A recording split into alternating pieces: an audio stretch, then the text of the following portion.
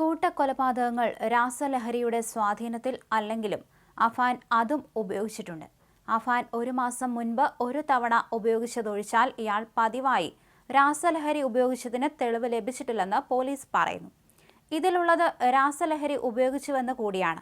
Medical college ആശുപത്രിയിൽ ചികിത്സയിലുള്ള അഫാന്റെ ആരോഗ്യനിലയിൽ പ്രശ്നങ്ങളില്ലാത്തതിനാൽ ഇന്നലെ മെഡിക്കൽ സെല്ലിലേക്ക് മാറ്റി. ലിവർ, കിഡ്നി എന്നിവയുടെ പ്രവർത്തനം പരിശോധിച്ചതിലും CT സ്കാനിലും പ്രശ്നങ്ങളില്ല. ഈ സാഹചര്യത്തിൽ താമസിക്കാതെ പ്രതിയെ ജയിലിലേക്ക് മാറ്റിയേക്കും. മെഡിക്കൽ ബോർഡ് യോഗത്തിന് ശേഷമാണ് സെല്ലിലേക്ക് മാറ്റിയത്. കനത്ത പോലീസ് കാവലിൽ മെഡിക്കൽ പേവാർഡ് 30-ലായിരുന്നു നേരത്തെ പ്രതിയെ പാർപ്പിച്ചിരുന്നത്. ഇന്നോ നാളെയോ മാനസിക നില പരിശോധന കൂടി നടത്തിയ ശേഷം ഡിസ്ചാർജ് സംബന്ധിച്ച് തീരുമാനമെടുക്കും. ലഭ്യമായ പരിശോധനാ ഫലങ്ങളിലൊന്നും എലിവിഷത്തിന്റെ സാന്നിധ്യം കണ്ടെത്താനായിട്ടില്ല. അതിനാൽ പ്രതി പറഞ്ഞത് കളവാണെന്ന നിഗമനത്തിലാണ് ഡോക്ടർമാരും. അമ്മൂമ്മയുടെ കൊലപാതകത്തിൽ പാങ്ങോട് പോലീസ് എടുത്ത കേസിലാണ് ഇപ്പോൾ അറസ്റ്റ് ചെയ്തിട്ടുള്ളത്. ബാക്കി കേസുകൾ വെഞ്ഞാറമൂട് പോലീസ് സ്റ്റേഷനിലാണ്. ഈ കേസുകളിലെ അറസ്റ്റ് ഉടൻ രേഖപ്പെടുത്തും. 24 മണിക്കൂറും 2 പോലീസുകാരുടെ സുരക്ഷയിലാണ് അഫാൻ.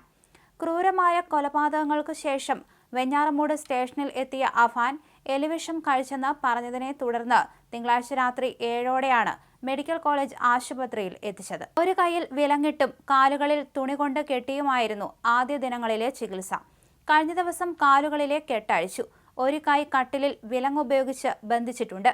പ്രാഥമിക ആവശ്യങ്ങൾക്കായി മാത്രം ഇത് അഴിച്ചുമാറ്റും. ചിലപ്പോൾ കുറ്റബോധമില്ലാതെ പെരുമാറും, ചിലപ്പോൾ നിശബ്ദനാകും. കൊല നടത്തിയതിനെക്കുറിച്ച് പോലീസുകാരോട് പറയും. ഭക്ഷണം കഴിക്കാൻ താല്പര്യം കാണിക്കുന്നില്ല.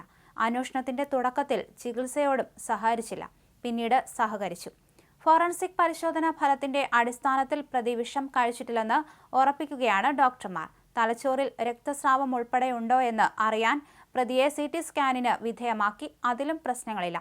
വെഞ്ഞാറമൂടിലെ കൂട്ടക്കൊലപാതകങ്ങൾക്ക് പിന്നിൽ കുടുംബത്തിന്റെ സാമ്പത്തിക ബാധ്യതയെന്ന അഫാന്റെ മൊഴി സാധൂകരിച്ച് അന്വേഷണ സംഘവും എത്തുകയാണ്. കൊലപാതകങ്ങൾക്കിടയിലും അമ്മൂമ്മ സൽമ ബീവിയുടെ മാല പണയം വെച്ച് കിട്ടിയ തുകയിൽ നിന്ന് 40,000 രൂപ കടം വീട്ടാനാണ് അഫാൻ ഉപയോഗിച്ചതെന്ന് പോലീസ് കണ്ടെത്തി. അഫാന്റെ ഉമ്മ ഷമിക്ക് 65 ലക്ഷം രൂപയുടെ കടബാധ്യതയുണ്ടെന്നും വിവരം ലഭിച്ചിട്ടുണ്ട്. ഇക്കാര്യങ്ങൾ അഫാന്റെ മൊഴിയെടുത്ത് സ്ഥിരീകരിക്കാനുള്ള ശ്രമത്തിലാണ് പോലീസ്. അഫാനും മാതാവ് ഷമിക്കും പണം കൊടുത്തവരെ സംബന്ധിച്ച് ലിസ്റ്റ് പോലീസ് തയ്യാറാക്കുകയാണ്. പണം കൊടുത്തവർ കേസിൽ സാക്ഷികളാകും. വെഞ്ഞാറമൂട് ജംഗ്ഷനിലുള്ള സ്വകാര്യ ധനകാര്യ സ്ഥാപനത്തിൽ മാല പണയം വെച്ച് 74,000 രൂപ വാങ്ങിയെന്ന് പോലീസ് പറയുന്നു. ഇതിൽ നിന്ന് 40,000 രൂപ ഫെഡറൽ ബാങ്കിലെ സ്വന്തം അക്കൗണ്ട് വഴി കടം വീട്ടുകയാണ് അഫാൻ ചെയ്തത്. ഇതിനുശേഷമാണ് അടുത്ത കൊലപാതകങ്ങൾക്കായി SN പുരത്തുള്ള പിതാവിന്റെ സഹോദരന്റെ വീട്ടിലെത്തുന്നതും കൊലപ്പെടുത്തുന്നതും.